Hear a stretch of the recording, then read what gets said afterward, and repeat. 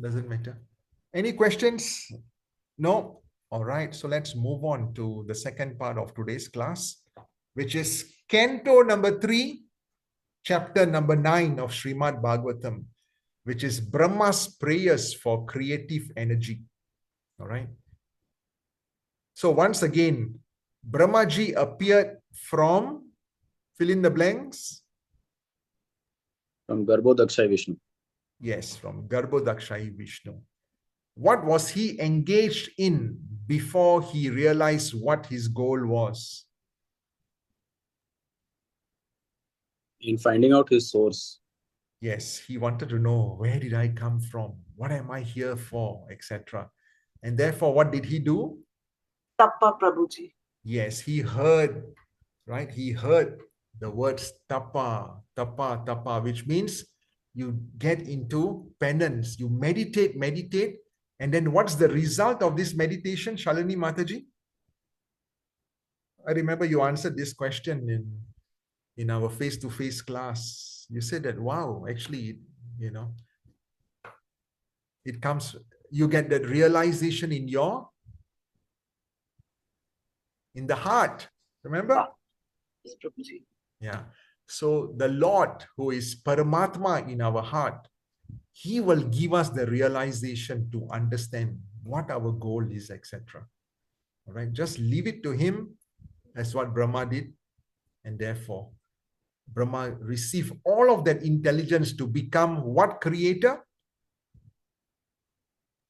Secondary creator. The secondary creator. Who is the primary creator? Lord. Lord Vishnu or Krishna or Ram, right? Essentially, Lord Vishnu has given all of these elements to Brahmaji, and Brahmaji was supposed to be the secondary creator to bring all of these elements together to therefore construct the material world. All of the elements were standalone. They couldn't mix with each other, right? It's like making sambar and realizing that the turmeric remains separately, the tur dal remains separately, the water remains separately, the moringa is potatoes, everything separate. You need to somehow fuse it so that it becomes a nice curry. Similarly, all of these material elements prayed to Vishnu to please give us that energy to come together. Okay, so we have learned all of that, and Brahmaji is now very, very in full humility praying to Lord Vishnu, saying that, may I never become proud. May I always remember that you are the source of all of the energy. Right? It's just that you have chosen me, you have empowered me to do your work. And therefore, all glory should go to you and not to me. With that mindset, I need to ensure that I always remain humble. Okay? So now let's get into a quick summary of chapter 9. So now Brahma is offering prayers for that creative impetus, right? So he starts off by speaking about the Lord's form, right? And he says that, oh Lord, you are the supreme knowable object, right? Why are you the supreme knowable object? Because everything comes from you. Everything, including my creative powers, are all coming from you, right? Whatever strengths which we have, whatever fame which we may have, whatever talent which we may have, actually everything comes from the Lord, right? And therefore, it needs to be offered back to him. It's his property.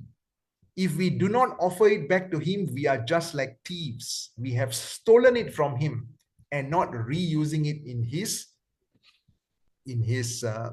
service. And then Brahmaji moves on in verse number 2 to explain that, my realization is you are the origin of all the forms, right? So Anuj Prabhu in our previous class has explained that the Lord can be perceived in 3 different ways. Number 1, the Brahman effulgence, which is emanating from his body. Number two, he is Paramatma in every living entity, right? Or Antaryami in every living entity. He's the super soul in every living entity. That can also be perceived. And the third form is he's the form of Bhagavan, right? The supreme person himself. So there are some sampradayas in Hinduism or Sanatan Dharma who do not believe in the personal form being the supermost or the most supreme. They believe in the Brahman Jyoti, right? I think they are called the Advaitas, right? But in our Sampradaya, we believe that yes, Brahman Jyoti exists. Higher than Brahma Jyoti is the Paramatma form. But higher than the Paramatma form is the Bhagwan form, which is full of 6 opulences. Okay. So, Brahmaji, come on. Total darkness. Where did he get this intelligence from? He got it. It was perceived from his heart. That's the reason why we do Mangala Charan, because we are opening ourselves to receiving this mercy, just like how Brahmaji opened his heart out to receive the mercy. And then he explained, oh Lord, you are the supreme personal form. I know there's the Brahman effulgence or the Brahma Jyoti. I know that there's also the Paramatma form, but oh Lord, you are manifested in the supreme form of Bhagavan. And this is the most auspicious form, right? The most auspicious form, because anyone who worships you is guaranteed that they will never go into the hellish planets. At the same time, you are also the dweller of devotees' hearts. You are in every devotee's heart. Going back to point number 4, you are the most auspicious form. You know, the Lord is the most auspicious form. But the moment we look away from him, just the moment we want to look away from him, what happens? Maya takes over, right? Illusion takes over. And therefore, there's this very nice verse from the scriptures, right? In the Prema Vivarta, it's explained that Krishna Bahir Mukha Hana Bhoga Vancha Kare, right? Nikatasta Maya Tare Japitya Dare, which means that Maya is waiting nearby. As soon as we show a little interest, just by looking with interest in the material energy, Maya will just capture us. The moment Krishna Bahir Mukha means the moment you look away from Krishna because you are wanting a little interest in something else, Maya Devi will just come and grab us. She's not waiting for us to be 100% fall down. No. Right? The moment we feel that we want to have a little bit of independence from the Lord, she will just slap us down. Interesting, isn't it? Right? What to do? We need to make the best out of a bad bargain. Okay? So if you have the time, just memorize this verse because it will be coming back again and again and again, right? The moment we look away from Krishna, then Maya is just ready to slap us down. So we must take shelter of Krishna again and again and always have to conquer, right, with devotional service. So these prayers are from the Prema Vivarta from Jagannananda Pandit. In the Chaitanya Charitamrita, this is explained also. So now let's move on to the second part of his prayers from verses 6 to 10. Right? This is the predicament of the conditioned souls. Right? They forget, the 6th verse is, they forget that they are a spirit soul. They think they are the body. They think they are their mind. They think they are their intellect. And they are fooled by the false ego. They misidentify that actually they are just a spirit soul And the goal of the spirit soul is to reconnect back with the Lord, to serve the Supreme Lord, to continue with your regular engagements, your swadharma, but dovetailing this to the Supreme Lord. Okay. It could be as simple as you gaining your salary and then using some parts of that in devotional service. And then moving forward, the 7th verse, unfortunate people, they do not hear about you. They do not hear about your pastimes. They do not hear about your glories, right? They don't hear about the magnanimous power of your name because you have invested your energy in your names itself. So these are all unfortunate people. But what about the fortunate people? Right? The fortunate people, they take full advantage of hearing. Devotional service begins with hearing, right? Then chanting, right? So they eat with their ears. The devotees, they eat with their ears, right? They are constantly hearing about the Supreme Lord. So those who do not know how to take advantage, right, or to leverage this gift which you are giving us, they are just miserable. And therefore, I'm now an instrument in your service, right? Creating this earth school to keep on teaching these poor, miserable jivas that wake up. Wake up. How many more lifetimes do you want to keep on investing in this material world? Right? Because these people, they are just identifying with their body. They are identifying with their senses. And this is just binding them into this material world. Again and again, they take birth again and again and again, right? Because they do not know what is beyond this until a stage where they receive the mercy from a pure devotee of the Lord. That pure devotee will actually plant the seed of devotion in their heart, right? And then their work becomes how can they water that seed of devotion in the hearts. Along with the seed of devotion, there will be many other creepers who will also grow. It's important for us to weed out these creepers. Otherwise, this Bhakti Lata beach can never grow. And therefore, people who do not understand this philosophy, there's just so much of frustration in them, right? For them, identification with the body, identification with the mind, that's the topmost objective of life.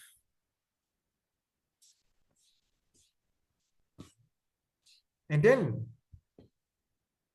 Brahmaji explains how the Lord reciprocates with various devotees who have invested their lives, right, in devotional service. So pure devotees, you dwell in their hearts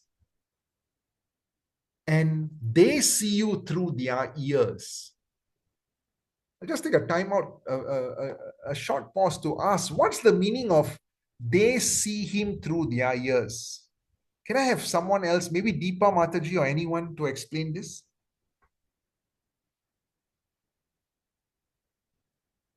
Or anyone else, just unmute yourself, please. Because we hear Harikatha, so Yes. so through our ears, like through our ears, the Lord, like goes inside us. So we, we see Him like that from our ears. All right. Anyone else would like to add?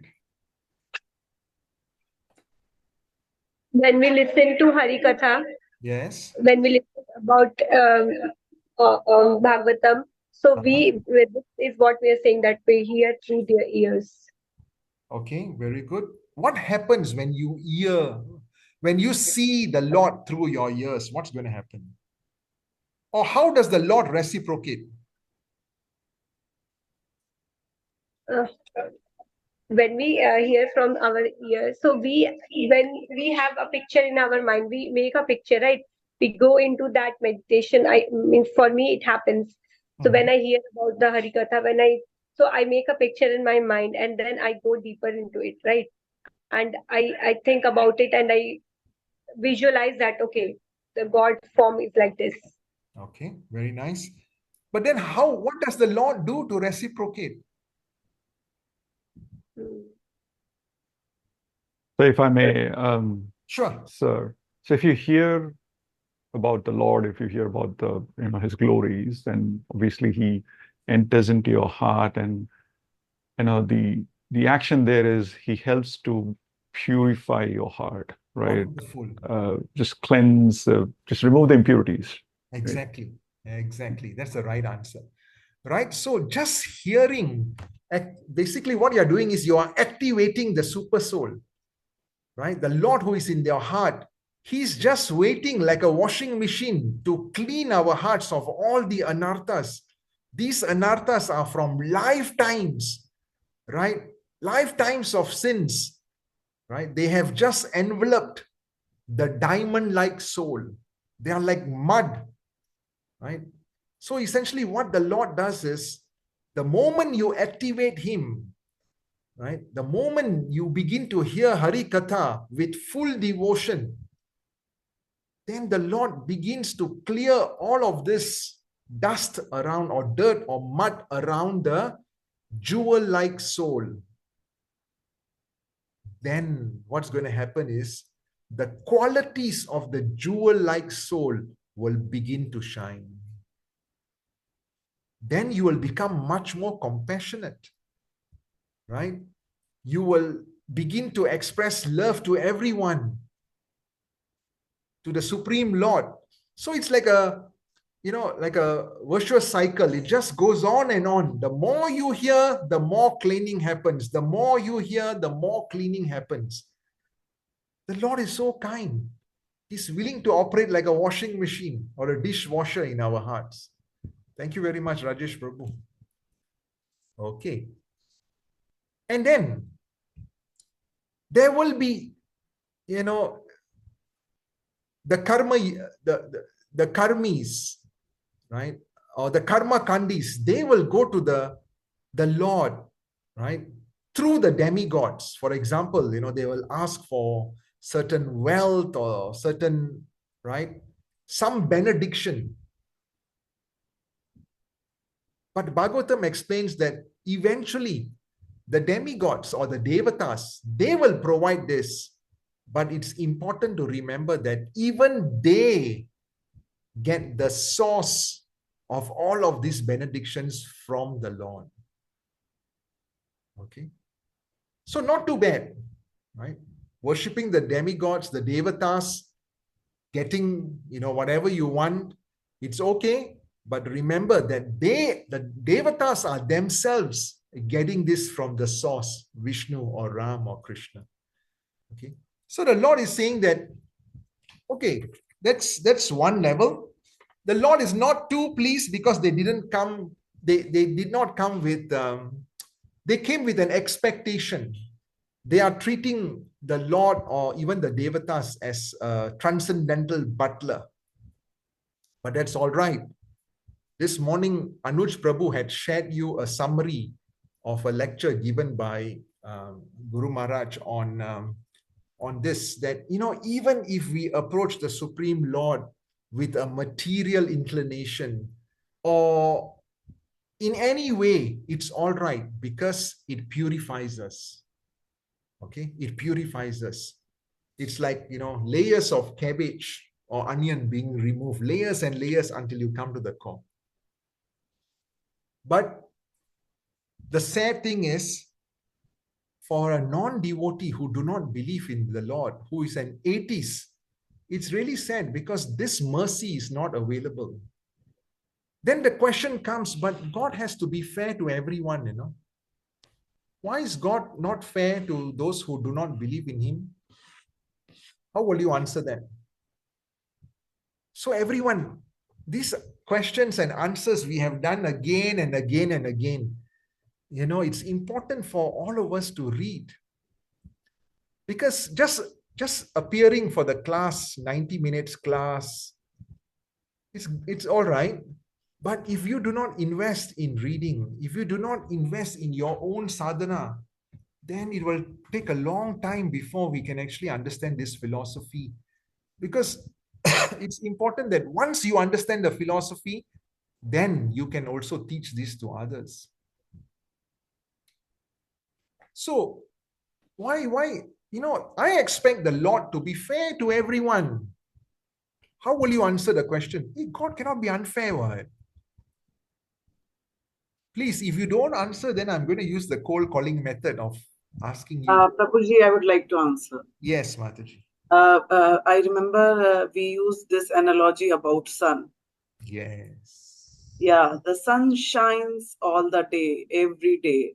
But we need to open our window to let the sunlight come in. In the same way, God is fair and just to everyone. But it's our faith, our willingness, that how much we devote ourselves, the God blessed us. So He is fair to everyone. Yes. This is my understanding, Prabhuji. Wonderful. We need to be receptacles to receive the sunlight, right?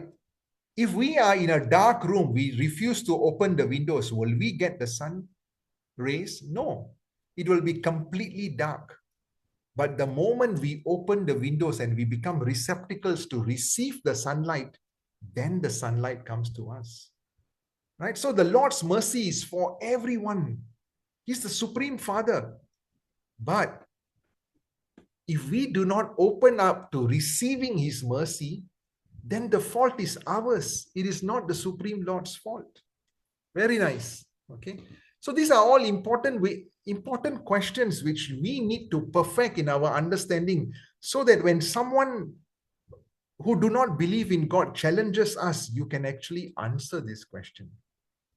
Also, I would like to add here Yes, something. Prabhu. Sure. So for atheists specifically, they don't believe in God anyways. So they don't care about the sunlight or the sun. They just don't believe. So for them, actually, this material world has been created, and the problems are there. So he keeps on fighting the problems and trying to overcome his problems. But somewhere down the line, he if he has the intellect, if he has some intelligence, he will understand that he will understand the plan of the Lord. And by that way, the atheist will try to understand that there is a superior power, which to understand he cannot neglect. And then he will come to the understanding that it is all orchestrated by the Lord. So to come to that understanding also, he's been bound and he's been kept in this world, and the problems are there for everyone. But the devotees understand and they accept it as a plan of Lord, and they devote themselves to the Lord, and they get free. But the atheists are still wonderful. Thank you very much, Prabhu. Okay. So, coming back to... So, I would like to add one more thing. Sure. So, regardless of what religion or what God we believe in, the entire nature is giving an impression that there's something who is controlling beyond our human mind or human beings. Any new plant or any new species or any new animal who gets who we don't control, they still get born, they still do their own lives, and they still go through a new normal cycle.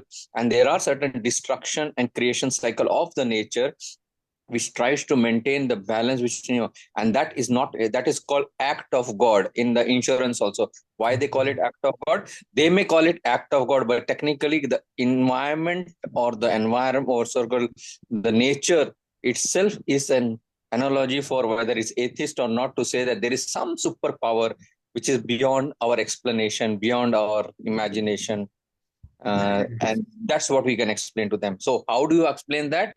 No, they don't have an answer. If they don't have an answer, technically you have to agree that there's some power. Why all the celestial bodies don't knock into each other?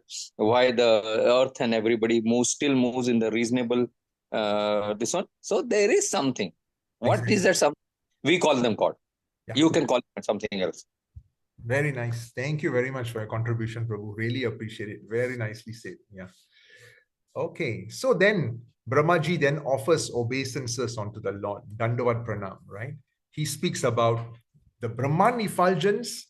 At the same time, he speaks about the Paramatma and the Bhagavan, thereby giving us a vision of the three forms of the Lord. And Brahmaji also mentions that, Lord, you are so merciful. You also appear in your holy names. You have invested your entire energy in the holy names. So when we chant, essentially, when we chant Hare Krishna, Krishna Krishna, Hare Hare, Hare Ram, Ram Ram, Hare Hare, the Lord is actually dancing on our tongue, right? Then Brahmaji also explains the cosmic tree. He says that, Vishnu, you are like the roots of this cosmic tree. And Shiva, right, who is responsible for the modes of ignorance. You yourself, Vishnu, right, you are responsible for the mode of goodness. And I, responsible now for the mode of passion, which is, construction, etc. Right? We are now, again, the three branches. And from these three branches, it just keeps on going further and further and further. But verses number 17 and 18 speaks that you are the time factor. As what Krishna says in the Bhagavad Gita, I'm the subduer of everyone. I'm time. Right? I'm time, the subduer of everyone. I'm Kala.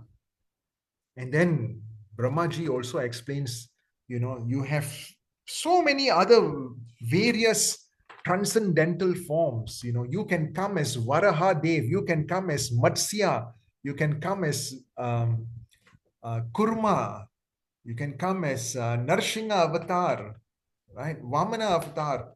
So these are all various transcendental forms. In Canto number 2, we learned about the avatars of the Lord, right? Avatars of the Lord. So just like as many waves there are in the ocean, that is the number of avatars which can emanate from the Lord's body, right? But of course, we know there are 10 prominent avatars, right? Sometimes even the guru is considered like an avatar. The deity is also considered like an avatar because they are empowered personalities. Okay, very nice. So now we move on to the final request of Brahmaji. All right. He says, when I was traversing the 14 planetary systems, all right, which are represented by the stem of this lotus, when I was going up and down, I finally saw, first I saw the chakra of you, of yours, Garbhodakshayi Vishnu. I saw the chakra and I became very nervous and I went up to my lotus. And now I come down and I see you in the full form, right? Resting, sleeping on Ananta Shesha. I'm praying to you, please empower me to create, to become this secondary creator. While I'm creating, using your powers, using your ingredients, please protect me from the false ego that I am the doer. Right? Please protect me. Save me from this deviation. Right? Save me from this false ego that I am the doer. Let me always realize that whatever powers I have for this secondary creation, it's all coming from you. Right? Please wake up. Finally, he says to Garbhodakshayi Vishnu, please wake up. And then Garbhodakshayi Vishnu very nicely answers his questions. Huh? Can you still see my slide, Prabhu? Yes, Prabhuji. Okay, good. Right. So this is the first verse which we already spoke about, which is, persons who can smell the aroma of your lotus feet, carried by the air of Vedic sounds through the whole of the years, they accept your devotional service. For them, you are never separated from the lotus of their heart. You are always as Paramatma. For the devotees, you are always as Paramatma. Right? We spoke about this. And now, Brahmaji says, please wake up. And now the Lord replies to Brahma. The Lord replies to Brahma saying, don't be anxious. Don't worry. You will not have a fall. Okay. But you know, Maya is very, very strong. So we know about the Brahma Vimohani Leela, where Brahmaji saw all of these young cowherd boys and Krishna.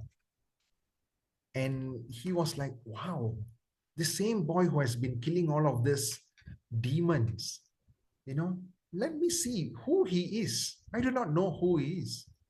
And therefore he hid all of this cowherd boys and calves. Right? And then Krishna expanded himself into as many cows and cowherd boys identically. And then Brahmaji was, you know, in a state of shock, and he asked for so much of pardon and mercy. So that's the Brahma Vimohani Leela. And then in verse number 30, Vishnuji says, you will attain my mercy because of your penance and because of your perseverance. Right? Just remember what Krishna says in Bhagavad Gita to Arjuna. The mind cannot be controlled. All right. It's easier to control the wind than to control my mind, O Keshav, Arjuna is saying. But then Krishna says, by perseverance, by practice and perseverance, by penance, by controlling it, you can actually control your mind. Okay. Similarly, Brahmaji is asked to, you know, receive the mercy by his penance and his perseverance. I'll just take a quick time check. Oh, it's already 32. Let me see whether I can finish this. Otherwise, we'll keep this for next week, right? I don't want to go beyond our time. So any questions? No questions? Lalita ji, Sharda, Dorothy, Mataji? Questions? No, Prabhuji, no questions. Okay. Ravinda Prabhu, any questions? Any realizations? I always love listening to your realizations. All good, Prabhu. All good. It's just a reconfirmation of what we need to do in terms of perseverance, keeping our mind steady in devotional service, because sometimes the mind gets swayed. And I like what you said, when Maya gets a little bit hold on you and slaps you down. I felt it. And I quickly realized it and say, oh, no, I have to get back into devotional service. Must do chanting every day. And that holds me rooted. Like what you said about rootedness, how the Lord is always there for you in our hearts. And that is a very strong reminder. So I get back to that. I feel immediately reassured. But perseverance is key. Yeah. You are lucky. You only get it once a while. I get it every day. She attacks me every day. So, okay. So thank you very much. Granth Raj Srimad Bhagavatam ki. Jai. Prabhupada ki. Jai. Okay. So we will see each other next week. Right? And Hare please, Krishna, thank you, Prabhuji. thank you. Please spend 15 minutes on your physical activity. 15 minutes to read. Even if you do not have the physical copy of the Bhagavatam, it's all on the internet, right? Just go to, and you don't have to read the purport immediately because it's going to be time consuming. For a start, just read the verses. All right, read the translations, because you already have some, you know, some good foundational knowledge by now. And then, you know, see how things move from there. And then spend at least 15 minutes on chanting. The more the merrier, but minimum 15 minutes. And finally, 15 minutes for reflection. You know, another one important reflection I wanted to share with all of you was, because I went with these two Chinese Matajis who had just given their lives to Krishna. This Muslim girl who has just become Krishna conscious, you know, 20 years ago, she became Krishna conscious. She's just so devoted. Because I went we went with these devotees, who carry Krishna in their heart. And therefore, Krishna made it easy for them. And we were like, just hanging on to them. That is the power of association, right? So for those of you like Ravinder Prabhu who are coming and joining us for the November Yatra to Govardhan Eco Village, to Rishikesh and to Ayodhya, the good news is the three of them are coming. And Lalita ji, you're also joining. So the three Matajis are coming. It's going to be good for us. Their association, can fan the spark in our hearts. Prabhuji, I missed out the first 20-25 minutes of today's session. And you said that this is the second part of the part one. So last week there was no session, right? That was my understanding. Yeah. This is the second part, correct. Yeah. I'll send you the slides, but unfortunately I forgot to record the first part of the session. No worries. Yeah, your sharing is more important. Your speaking itself is more important. That's what we get. Sometimes the slides just give the text, doesn't give the context or doesn't give the meaning of that message. The messaging is more important. Thank you very much, Prabhu. Rajesh ji, thank you very much for joining. Thank you very much. Thank you. Great session. Thank you. Okay, see you all then. Thank you, Prabhuji. Hare Krishna, Prabhuji. Dandavat Pranam. Dandavat Pranam.